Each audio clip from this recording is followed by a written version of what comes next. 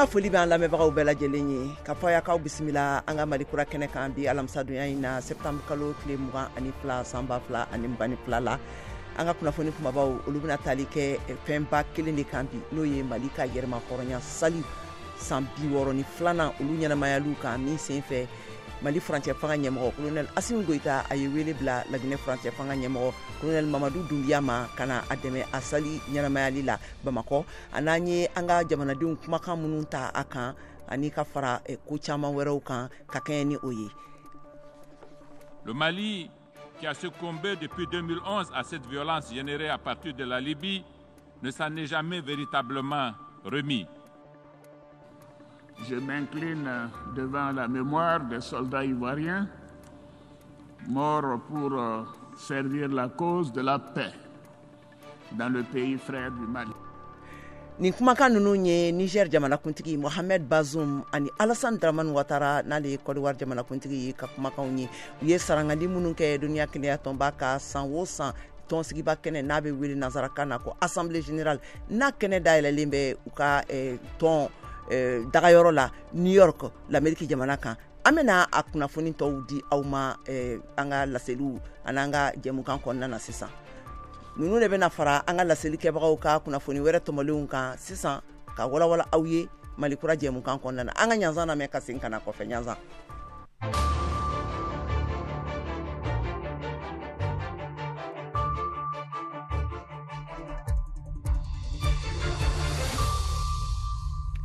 Ka segi ka foli kɛ an lamɛbagaw bɛɛ lajɛlen ye ka fɔ y'akaw bisimila Mali kura jɛmukan kɛnɛ kan bi alamisa donya in na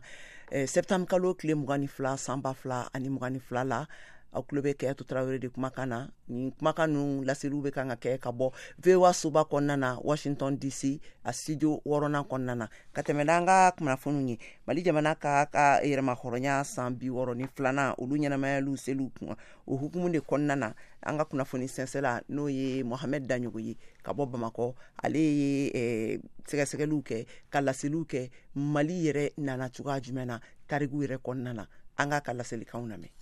Bi alamisa septembre kalo tile 22 Mali kɔni ale bɛ ka yɛrɛma hɔrɔnya o san 62 ko o baaraw ko o ɲɛnamaya ko caman bolodalen don nka an y'a laɲini ka segin ka na ni don yɛrɛ ale sugandira kun jumɛn na ka na a dabɔra mun kama ka na o yɔrɔ la ka na a ɲɛfɔ i k'a dɔn k'a fɔ an lamɛnbagaw ye ani an lajɛbagaw ye a dati yɛrɛ a sugandira cogo di o la sa an b'a ye k'a fɔ an bɛ logo sabusere de an bɛ kɛnɛ min kan kɛlɛ ba de kɛra yan mun ye san 1978 o don ye o don na sa masakɛ min tun bɛ yan n'o ye Ɲamori Sisɔkɔ ye ale ni a ka maradenw u y'a fɔ k'a fɔ kɔni olu ka jamana a tɛ bila maa wɛrɛ ka mara kɔnɔna la nanzara minnu kɔni a wagati n'olu kɔni tun bɛ ka farafinna jamanaw k'olu d'u ka maraw kɔnɔna la olu kulu minnu tun dagalen don Saint-Louis Sénégal olu kɔni wulila u ɲama o tun ye colonel Rembo ye a ka jamakulu o tun ye maa 585 ye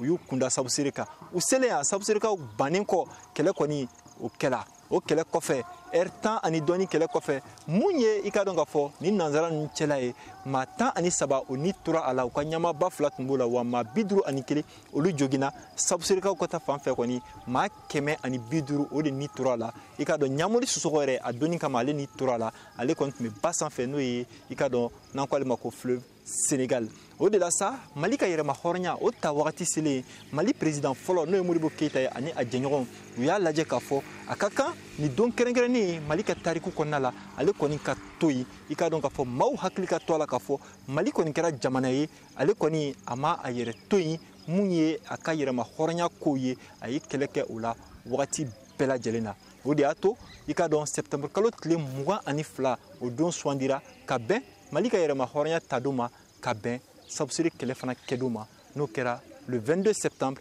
1878 Mohamed Danyogo VOA tɔgɔ la ka bɔ logo sabusere ka da ni hakilina kelen ninnu kan n'o ye Mali jamana ka san 62 yɛrɛma hɔrɔnyaw salu ɲɛnamayalu ye colonel Assimi Goïta ale ye ɲininkaliw kunnafoni Mali kunnafoni sɛnsɛlaw ani kunnafoni sɛnsɛla wɛrɛw ka ɲininkaliw jaabiliw kɛ awa an ka u lamɛn Modibo Dambele de ye a kumakan ninnu ta an ka a lamɛn. sɔgɔma in baara ɲɛnamayara ni défilé ye génie militaire la nka kɛlɛminɛnbaw ma yiran Amidou Diallo. Mali filɛ nin bon mɔgɔw de sigilen don k'u ɲɛ jɔ a la ka a dan dɔn n'u bɛ fɛ k'a kɛlɛ ka se ka s'a la. Ne kɔni y'a kɛ a y'a kɛ o de kama a ma sɔn k'a ka kɛlɛkɛminɛn bɛɛ yira. Ni jugu bɛ kɛlɛ la i t'i bɛɛ yira a la quoi. K'a sɔrɔ surɔ ɲɛnajɛba kɛra yɔrɔ caman na o kɛnɛ dɔ kan an ye kuma di mɔgɔ dɔw ma. Caba di basi walayi ne yɛrɛ ma deli ka défilé kɛ ni ɲina yɛrɛ tɛ wa ɲina ta jara. Ne bɛ san joli la? Ne bɛ san 22 la. Nin ye siɲɛ fɔlɔ ye k'a kɛ. An bɛ fɔ sogo de la Ala ka jamana Ala ka basigi halisa. Ala ka hɛrɛ ne tɔgɔ Yusuf Tarawele. Bon bi tiɲɛ yɛrɛ la ani sɔrɔsiw gɛrɛla bon an ye u ka affection sɔrɔ tiɲɛ yɛrɛ la a diyara an ye tellement. Ne tɔgɔ Haruna Jara ne bɛ san 19 na kabini Ala ka n ma deli ka ɲɛ o défilé kɛ Ala ka Mali bɔ a jugu bolo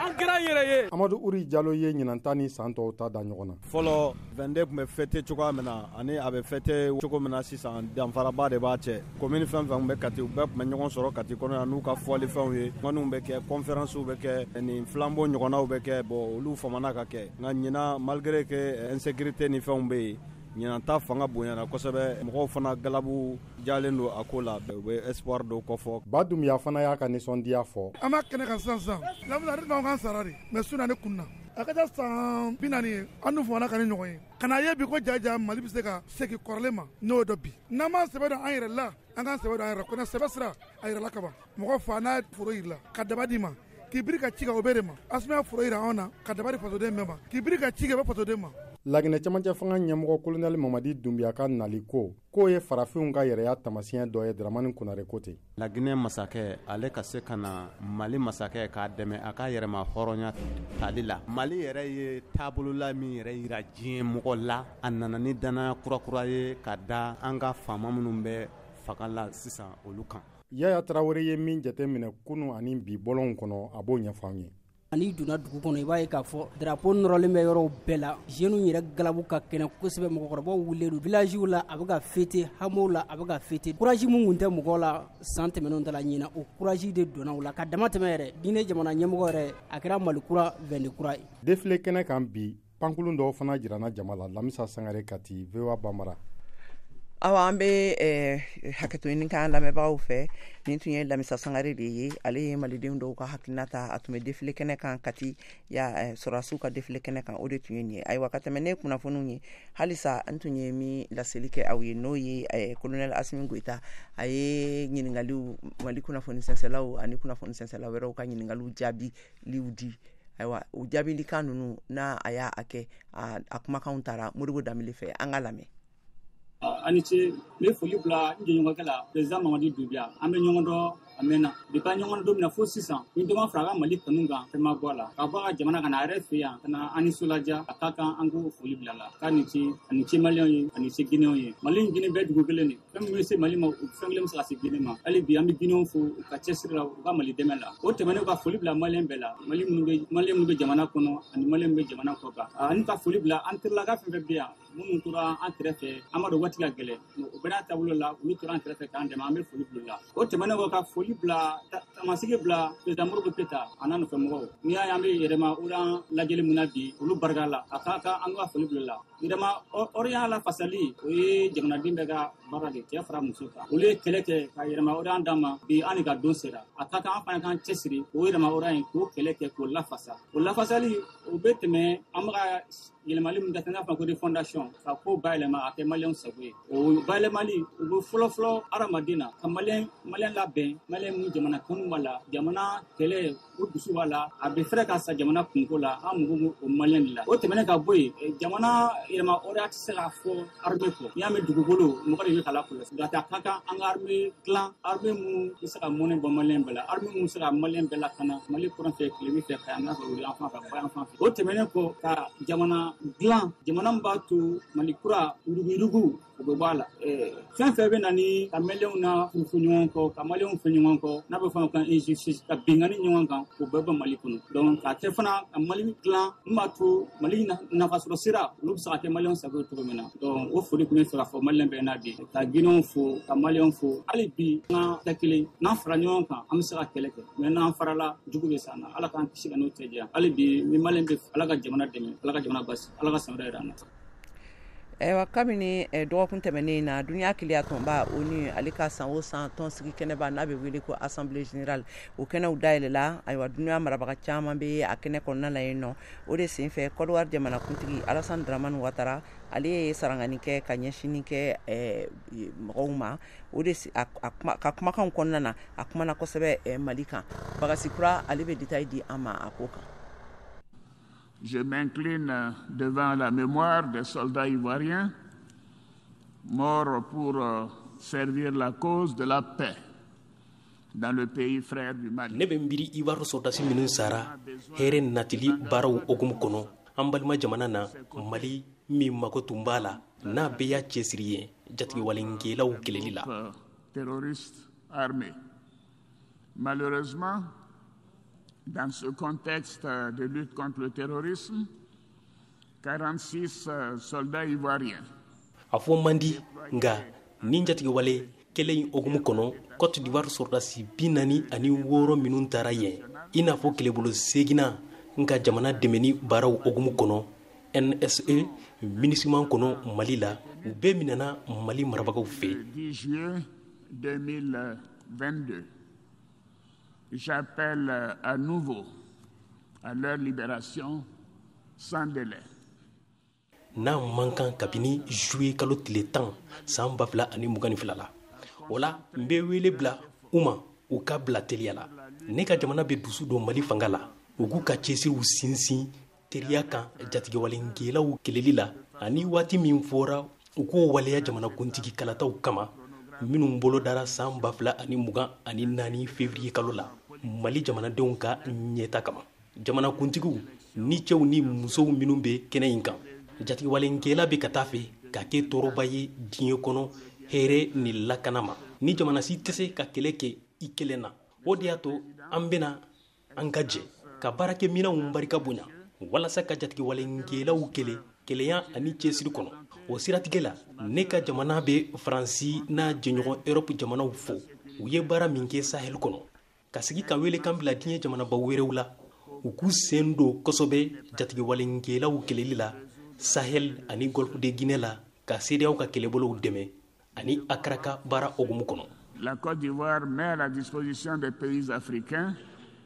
l'Académie internationale. Walasa ka dɛmɛ don nin jɛ ka baara in na Côte d'Ivoire jamana ye Académie cakɛda bila sen kan farafinna jamanaw ye Javel dugu la walasa ka sibilu ni sɔrdasiw dɛmɛ jatigɛwalenkɛlaw kɛlɛli kɛcogo la. Militaire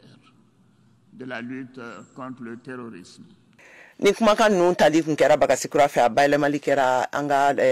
kunnafoni sɛnsɛla min bɛ Senegal jamana kan Nama Jara fɛ.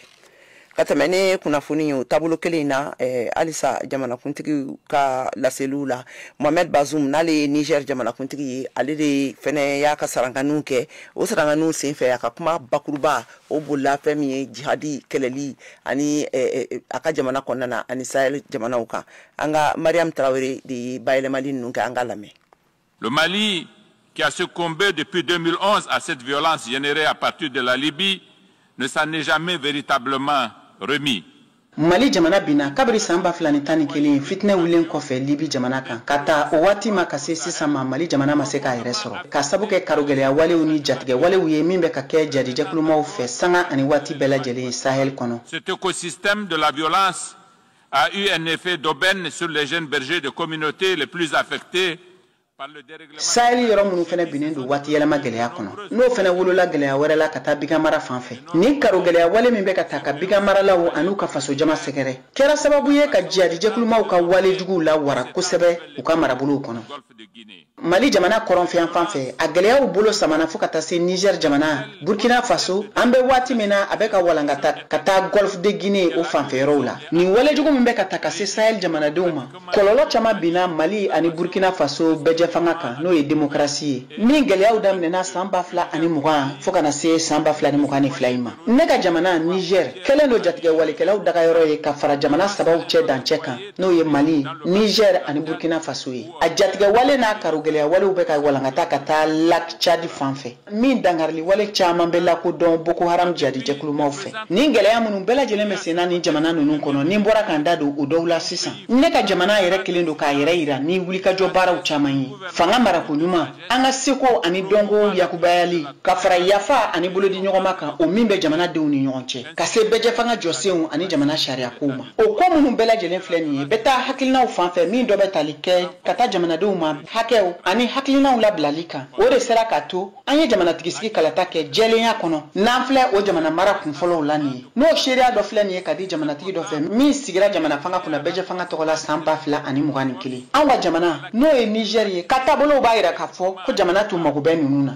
dala surunya ma hakilina minnu bɛ tali kɛ karogɛlɛya walew ani jadi walew kan o de ye k'a fɔ k'an ka dɔ fara an ka bɛjɛ kan n'an ko ma ko démocratie ka tɛmɛ fɛn wɛrɛ kan. Que la voie la plus sûre pour conjurer les effets de la violence terroriste, c'est de renforcer le régime démocratique et non autre chose.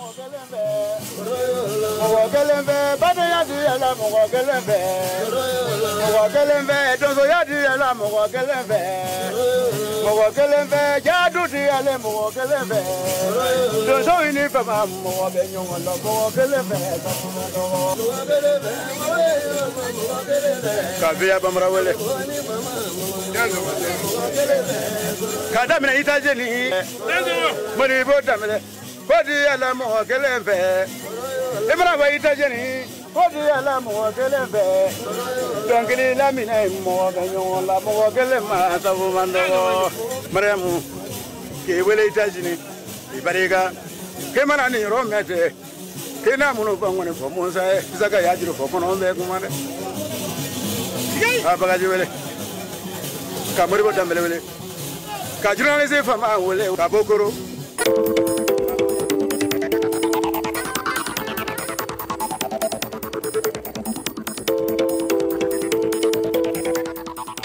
VOA Afrique ni VOA Afrique ye buna adamadenw lafiyara kunnafoni ko la. Ka segi ka foli kɛ an balimaw bɛɛ lajɛlen ye minnu bɛ an lamɛnni la halisa k'a fɔ aw ɲɛna an bɛ Mali kura jɛmukan kɛnɛ de kɔnɔna na ka laseli kɛ aw ye ka bɔ VOA soba kɔnɔna na studio 6nan na aw tulo bɛ Kɛyatu Tarawele de kumakan na ayiwa ka tɛmɛ minnu bɛ fɛ ka sɔgɔ an ka kunnafoni ninnu na sisan a bɛ se k'an sɔrɔ fiɲɛ turukala 102 kan radio siraw fɛ Bamakɔ a n'a lamini na an bɛ sɔrɔ fiɲɛ turukala 106 ni tomi ni 1 fɛ Gawukaw fɛ yen nɔ fiɲɛ turukala 93 tomi ani 3 Tumutukaw fɛ yen nɔ fiɲɛ turukala 93 tomi ani 2 kan Korokaw fɛ yen nɔ ayiwa ni minnu fana bɛ fɛ ka sɔgɔ an na kunnafoni ninnu na sisan bɔlɔlɔ siraw fɛ a bɛ se k'an sɔrɔ an ka bɔlɔlɔ siraba kan n'o ye www.voa.banbara ye walima a b'an sɔrɔ an ka Facebook ou bien Instagram ani YouTube kan live la ka tɛmɛ n'an ka kunnafoni ye kabini kunungo Laginɛ furancɛ fanga ɲɛma bɛ Mali jamana kɔnɔna na wele bilala ma Mali marabagaw fɛ ayiwa k'a kana u dɛmɛ ka fɛn min ye Mali ka yɛrɛma hɔrɔnya san 62 u ɲɛnamayali u saliw kɛ ayiwa o sen fɛ a ye a ka jamanaden minnu bɛ Mali jamana kɔnɔna na a n'u ye ɲɔgɔn kuma ɲɔgɔnya u ka lasigidenso kɔnɔna na ayiwa sen fɛ a ye hakilina la jagabɔ kuma caman laseliw kɛ a fɛ an ka Lamisa Sangare lamɛn ale bɛ walawalali kɛ an ye a taabolo kan. Mamadi y'a ka camancɛ fanga kunkilenna de fɔlɔ fɔ Laginɛkaw ye kunu Mali la. Je vous remercie du fond du cœur pour l'accueil. Vous savez, n bɛ aw fo ka ɲa kunbɛn cogo la. Aw b'a dɔn jamana min dugujukɔrɔ sɔrɔ ka bon i ko Laginɛ ta k'a ye ko o bɛ bɛɛ duguma ta marabagakɔrɔw sabu la. Anw ka kɛlɛ ye de ka Guinée ka jɔyɔrɔ falen wa anw tɛna siran mɔgɔ si ɲɛ o ko la. N b'a min fɔ aw ye dɔrɔn aw ye farafarali dabila. Ne ye Guinée bɛɛ de ta ye n tɛ siya kelen si ka mɔgɔ ye wa n bɛ baara kɛ siya bɛɛ de ye. Aujourd'hui, je n'appartiens qu'à la République de Guinée. Je n'appartiens à aucune communauté et j'appartiens à toutes les communautés. Mamadi tilala ka a sinsin yuruguyurugu kɛlɛko kan o kɔ. Ce qui nous unissent, pensez-y. Fɛn min bɛ anw kala a y'aw hakili to o la kosɛbɛ. Marabagajugu minnu ye faso nafolo dun u bɛɛ bɛna taa u yɛrɛ ɲɛfɔ kelen kelen. Ils vont tous expliquer pour nous dire comment et qu'est-ce qu'ils ont fait avec les deniers publics. A y'a ka kuma kuncɛ kunu ni farafinna ka yɛrɛya kuma ye. Notre génération de chefs d'État. Anw sisan farafindugu jamana ɲɛmɔgɔw minnu ye filamakuru ye anw tɛ mɔgɔ si ka namugurɔsogo ye. An bɛ baara fɛn fɛn kɛ an bɛ miiri anw ka jamanadenw ka nafa dɔrɔn de la. Wa ne bolo o dɔrɔn de fana ye kɛlɛkɛta ye koyi. Ça, le seul combat qui mérite d'être mené. Ismail Keita ye Laginɛ ka ye Mali la. Ale y'a ka yeta fɔ u ka camancɛ fanga jamanakuntigi ka nin laseliw kun kan. Vraiment a ye Laginɛ bana yɛrɛ de fɔ nin farafarali ni fɔnkoɲɔgɔnya ni an sera k'a faamuya k'a fɔ ko Laginɛ ye fɛn bɛɛ lajɛlen sanfɛ o de ka fisa a ye kuma fɔ mun ka kan ka mɔgɔw fara ɲɔgɔn kan ni mun ye tuɲa fɛ ko a ye o kuma de yira discours nin kɔnɔna na Laginɛkaw de ka kan k'a lajɛ sisan an ka bɛn ka an bolo di ɲɔgɔn ma komi a b'ale ni la ka Laginɛ bila ɲɛfɛ an ye a la baaraw kɔnɔna na mais o t'an bali fana k'a contrôler a y'a fɔ cogo min na a tɛ a kelen ka intérêt défend a bɛ ka jama ka intérêt de défend. Mamadi Doumbia ni Asimi Goita ye baara bɛɛ kɛ ɲɔgɔn fɛ kunu ani bi Lamisa Sangare Kati VOA Bambara. Ka tɛmɛ ni kunnafoni ye halisa yirala k'a fɔ Burkina Faso kaw fɛ yen nɔ Bukari Dawo sanfɛ kalanden ni n'a tun bɛ kɛnɛya kalansoba la ni a minɛna u ka wulikajɔ kalandenw ka wulikajɔ senfɛ san 1990 waati la awa minɛ kojugu sababu taara kɛ a fatuli ye tile damadɔ dɔrɔn a minɛlen kɔ o kiiri kɛnɛw de tun sigilen bɛ Wagadugukaw fɛ yen nɔ kunungo n'o sɔrɔ midi wagati la awa kiiri jaabiw binna a yirala k'a fɔ ko fɛn min ye Général Djendjere ye a n'a taama ɲɔgɔn dɔw mɔgɔ fila ɲɔgɔn wɛrɛ olu ɲangira ka dɔw bila san 20 san 10 ani san 5 kaso la Kader Traoré VOA Bambara ka kunnafoni lasela ka bɔ Burkina Faso be a ɲɛfɔ an ɲɛna an ka lamɛn. Burkina Faso ngo kalanden kuma min tɔgɔ ko Dabo Bukari n'ale bɔnɛna ani na mai kalo tile 19 san 1990 ale ka kiiritigɛ y'a kuncɛ kunu sufɛ arabalon hakilina jigira mai kalo tile 16 san 1990 kalanden kuma minnu bɛ Wagadugu ka université baara olu tɛ wuli ka jɔ kɛ yasa ka se ka u kanbɔ u ka kalankɛcogo kan surudasiw tun jigira nin yɔrɔ nin na o ye maa damadamanin ta o kɔfɛ Dabo Bukari n'ale tun bɛ maa kɔfɔlen ninnu cɛma ale ma se ka kisi ka bɔ ninjuguya wale bugɔri ani tɔɔrɔ minnu taala olu kan surudasiw ka daga kɔnɔ jalaki tun lara maa minnu kan n'olu bɛɛ tun ye finitigikɔrɔ ye n'o ye Gilbert Djendjere Blaise Compaoré ka yɛrɛkɔrɔsi surudasiw ka jɛkulu ɲɛma ani Mamadou Bamba ani Magloire Yugubare a yera ko olu bɛɛ nɔ bɛ Dabo Bukari ka fagali la o le kosɔn kiiritigɛlaw ye latigɛ ta ko ni maa saba ninnu bɛna don kaso kɔnɔ ka san 20 san 10 ani san 30 kɛ datuguli la Adama Salambere tun bɛ nin kiiritigɛ nin kɛnɛ kan a ko latigɛ minnu taara o mina ale ma kosɛbɛ. Le fait que ce procès ait été ouvert min yɛrɛ kɛra ka se ka to nin kiiritigɛ in sera ka bila sen kan u sera ka maa ninnu bɛɛ ɲininka o darakan na ani ka latigɛ ta min ye olu ka jalaki yira bɛɛ ra ne kɔni fɛ o dɔrɔn yɛrɛ ye ko barakama ye sabula an tun tɛ se ka lɔn ni nin kiiritigɛ in bɛna se ka kɛ lon dɔ o tɛmɛnen kɔ kiiritigɛ bannen kɔ Dabo Bukari ka gbasomɔgɔ bɛɛ y'a lɔn min kɛra olugu dencɛ ra nin kiiritigɛ in na ɲininkali tun sera maa 26 le ma nka olu cɛma maa 11 dɔrɔn sera ka o darakan fɔ o tɛmɛnen kɔ Dabo Bukari ka gbasomɔgɔ y'a yira ko olu tɛ foyi fɛ ni hɔrɔnya dɔrɔmɛ kelen tɛ ani ka se k'a lɔn olu dencɛ su donna yɔrɔ min na nin tun ye Kader Traoré kumakan ye ka bɔ Wagadugu Burkina Faso. Côte d'Ivoire jamana finitigi mɔgɔ 46 minnu minɛlen don Mali jamana kan nin ko in y'i kunda sira wɛrɛ kan ka da ka farafina tilebiyanfanw tɔgɔ lajɛkulu CEDEAO ye lajɛrɛ kɛrɛnkɛrɛnnen kɛ New York kaw fɛ dunuya keleya tɔnba Nations Unies jabala la ko ka se ka fɛɛrɛw ɲini nin koɲɛ la ka da Mali jamana fɛnɛ ka jalakilikanw kan ka taa Faransi jamana ma ko kɛlɛ banbali min bɛ Mali jamana kɔnɔ ko Faransi dɔnko b'o la nin de kunnafoni bɛna walawala an fɛ an b'a fɔ jɛmukan kɔnɔ sibiridon septembre kalo tile 24 san 2022 aw balimamuso Mariam Traoré fɛ aw minnu b'a fɛ k'aw sen don ni jɛmukan in na aw bɛ se ka bataki ci an ma an ka Facebook bɔlɔlɔ kan VOA Bambara nɛgɛjuru sira labilalen don 002 222 619 31 ani 40 tigɛ wɔrɔ ɲɔgɔn kɔ o de b'a fara caya a ye na sibiridon an ka VOA Bambara kan an b'a fɔ jɛmukan tigɛ wɔrɔ ɲɔgɔn fɛ. Ka kɛɲɛ ni Bamakɔ lapitansoba.g u baarakɛlaw ka baarabilancari ye kunungo an tun ye a lasali kɛ aw ye awa fɛn min y'u ka lafasali kɛ kulu o ɲɛma dangan ye an tun y'ale ka kumakanw lamɛn an ka kunungo jɛmukan kɔnɔna na bi an bɛna ka na fɛn min ye fanga kɛnɛyaso kɛnɛya kotigiso ale ka kuma bɛ min bolo n'o ye Isufu Mayiga ye n'ale bɛ tuguli kɛ u ka ni lafasali kɛ kulu tɔn ni ani kɛnɛyaso yɛrɛ kotigiso ni ɲɔgɔn cɛla la ka fɛnɛ ka kumakanw lamɛn a fɛn kan a ɲininkaliw kɛra Modibo Dambele fɛ an ka lamɛn. le ministère de la Santé là, le syndicat au Barala. Bon, je Barakela effectivement, oui, Barabla, mais en boulot, syndicat au terre. Nous, le syndicat au terre, nous, qu'à préavis de grève blanc, qu'à blacata fonction publique là. Fonction publique, il y a Irak à Foucault, au cas d'année, commencer le Minda Irak à Foucault, au lieu des syndicats nationaux de la santé là. Donc, on pourra offrir là donc, fonction publique et préavis rejeté. Donc, une fonction publique et préavis rejeté, au cours de l'Union, tu sais qu'à ce préavis quand tu dis. Au-delà, à nous, moi, c'est qu'à l'Union, parce que préavis, le gouvernement m'a préavis reconnu. Aounuka Barola, oui, il y en a qu'à Foko, ou le syndicat national de la santé là, quand on bena, Kourou, Kononton de Kan. Saliela, il y a fort, Morokume Warboka Fragnon, Kayasa, Doroso, Barakela, Obiseka, Sosrochuamna, Ani, Barakemino, ou Fenabiseka, Ketchugomna, Kwali, Mouye, Doroso, Barakero, Filmou, Yoko, ou Lube, Banen, Nouatina, Ebe Jabi Dumendini, Manuna. Na mille de filles, il y a trop préavis, il y a fait préavis, le Hamasika, comme préavis. Bon, comment les filles? Parce que préavis par la fonction publique là. Fonction publique, de préavis au préavis là de blanc, la blague à ta fonction publique. Fonction publique, on a préavis accordé maintenant à deux ministères, il y a quand. Au ministère de l'Uni, syndicat de l'Uni, conciliateur de l'Uni, ABC à Kumaka. Bon, au Kumaka, au des civils, parce que fonction publique, allez te ou dans le syndicat. Na maya sisanga foko bara jora fu dogokun kelen jamanadenw de bena tonyo alni u kera u make syndicat awe yere ka kumala aw bena mun ke sisan. Bon, ou le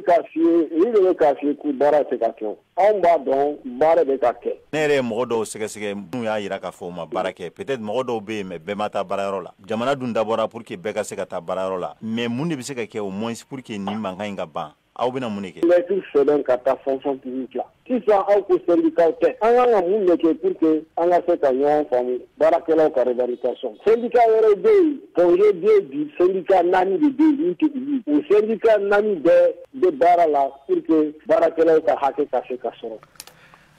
aywa sisa anga farikulo nyana je kuna funu na Messi akata bulu.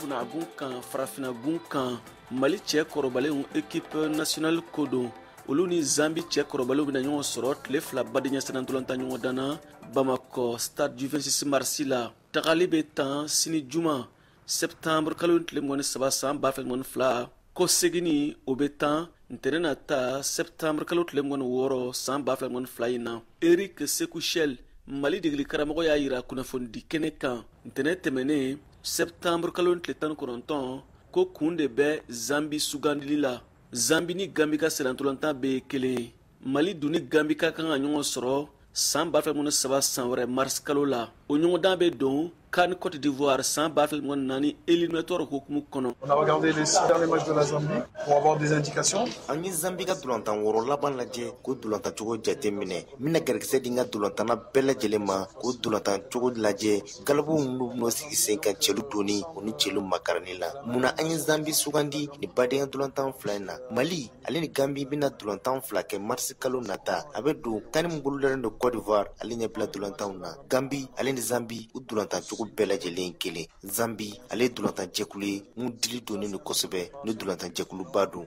an bɛna wulikajɔ bɛɛ lajɛlen sigi sen kan ni badenya dolantan fila in na an ka sɛbɛya sɔrɔ denmisɛnninw mun hakili lafiyalen ka bɛn Gambie ale ka dolantan ma. Mali Zambie ani Zambie Mali badenya selantolantan ɲɔgɔn dan minnu kofɔlen filɛ u bɛ don FIFA ka don kɛrɛnkɛrɛnnenw de hukumu kɔnɔ n'an ko journée FIFA VOA Bamara tɔgɔ la Bamako Siaka Traoré kala seli don.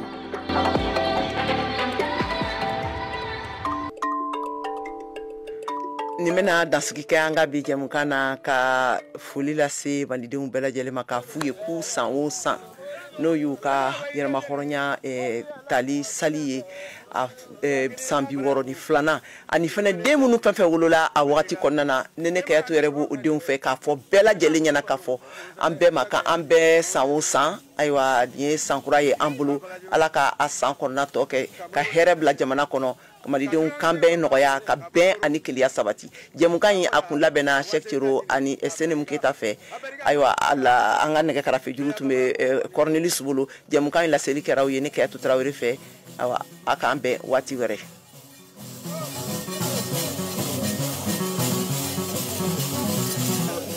Kamera mulu kame malatun kame kajatu wele.